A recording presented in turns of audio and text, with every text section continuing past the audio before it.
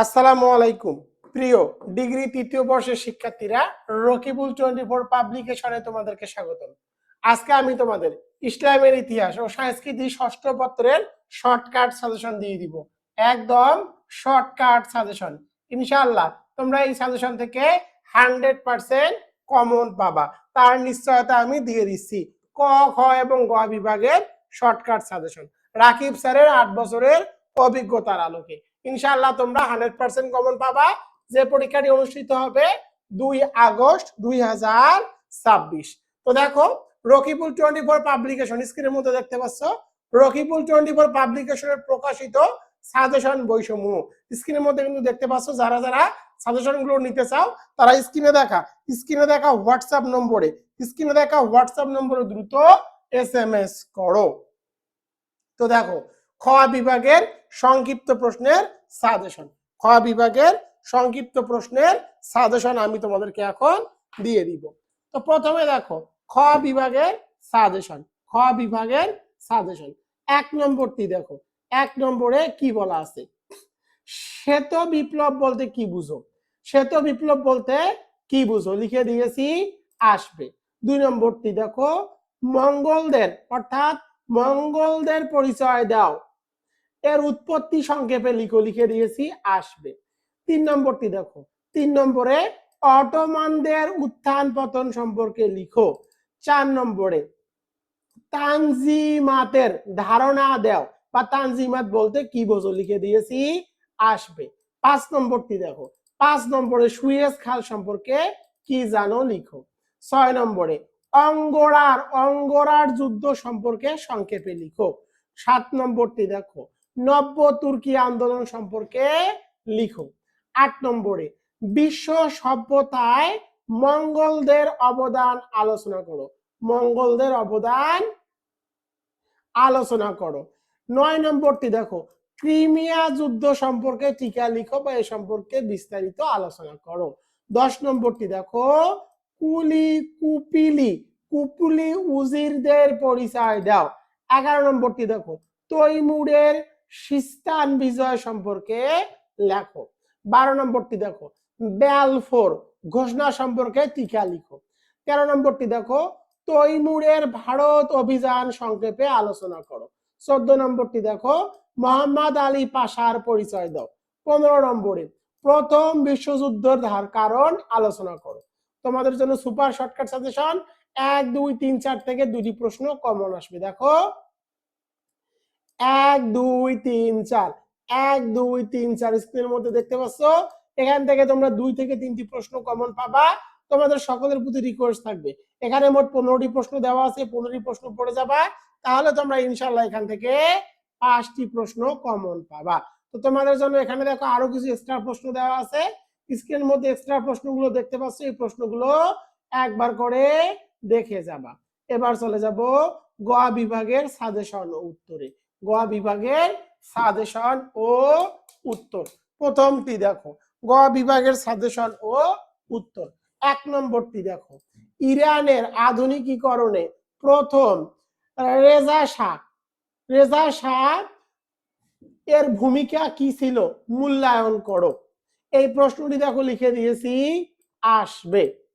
2 নম্বরটি দেখো, সামরিক সংগঠনের বিশেষ উল্লেখপূর্বক সুলতান ওরখানের শাসনকাল পর্যালোচনা করো, লিখে দিয়েছি, আসবে।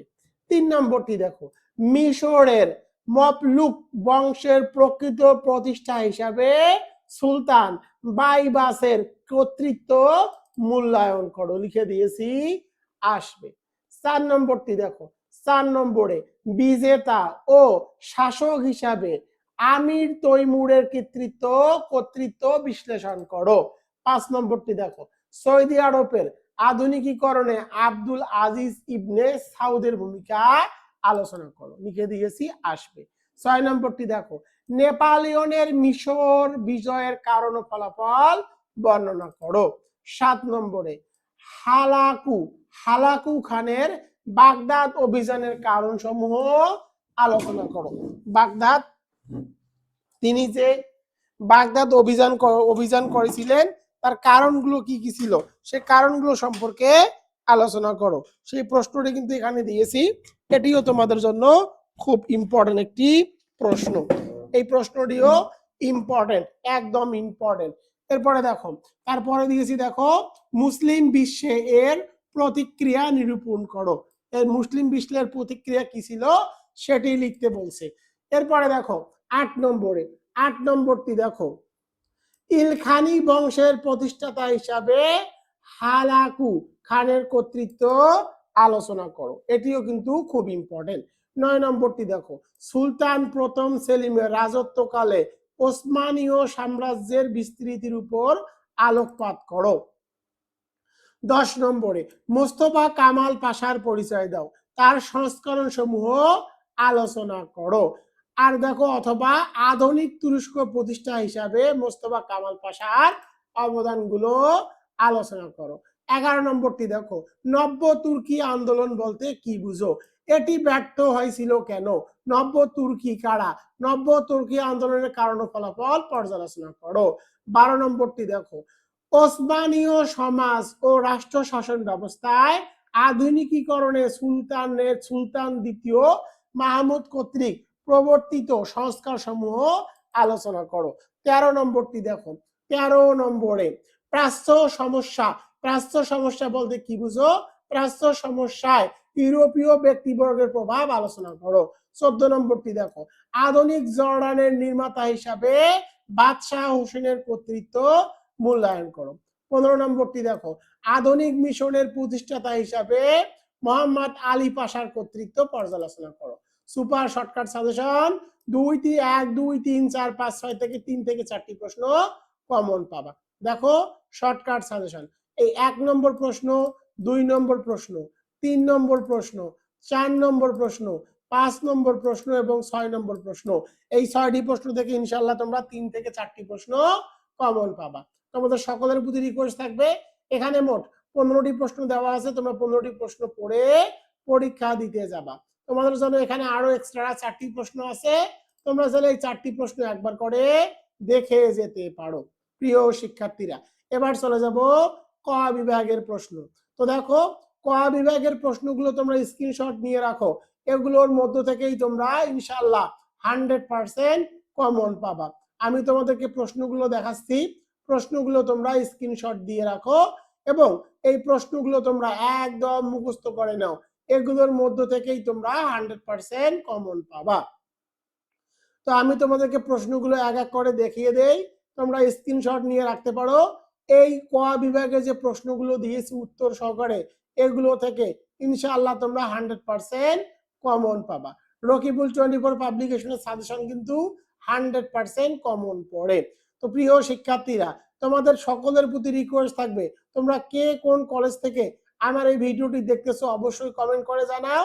এবং দেখো, সফলতার 8ম বছরের রকিবুল 24 পাবলিকেশন স্ক্রিনের মধ্যে দেখতে পাচ্ছ।